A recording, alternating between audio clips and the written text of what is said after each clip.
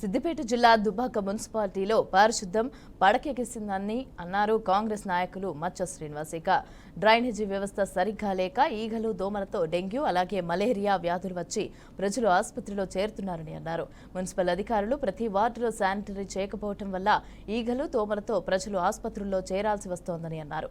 ఇప్పటికే 10 మంది డెంగ్యూ వ్యాధితో ఆసుపత్రిలో చేరారని అన్నారు. మున్సిపాలిటీ పరిధిలోని ప్రతి వార్డులో కూడా ఫాగింగ్ చేపించాలని అలాగే మున్సిపల్ అధికారులు కూడా ప్రతి వార్డు హెల్త్ క్యాంపులు పెట్టే విధంగా చర్యలు చేపట్టాలని, ఇప్పటికైనా మున్సిపల్ అధికారులు డ్రైనేజీలోని చెత్త అలాగే పిచ్చి మొక్కలు తొలగించి సీజనల్ వ్యాధులు రాకుండా అప్రమత్తం కావాలని మచ్చ శ్రీనివాస డిమాండ్ చేశారు. వర్షాకాలం రాగానే సీజనల్ వ్యాధులు వస్తూ ఉంటాయి. సీజనల్ వ్యాధికి సంబంధించినటువంటి మున్సిపాలిటీలో మొత్తం శానిటరీ వ్యవస్థ మొత్తం చూడాల్సినటువంటి వారు ఎక్కడ కూడా చూడకుండా దుబ్బాక మున్సిపాలిటీలో దాదాపు 20 వార్డుల్లో ఇప్పటి వరకు కూడా మోర్లు తీయరు. ఆ మోరి పక్క పట్టున్నటువంటి గడ్డి తీయరు, మందు చల్లరు.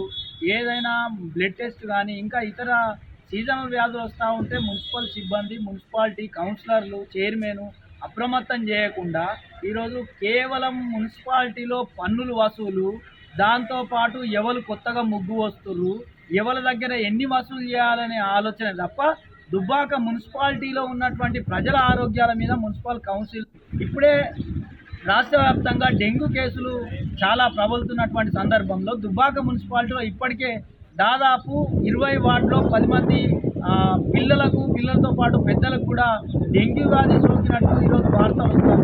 కానీ ఇప్పటికి కూడా మున్సిపాలిటీకి సంబంధించినటువంటి ప్రజాప్రతినిధులు ఎవరు కూడా అప్రమత్తం చేయకుండా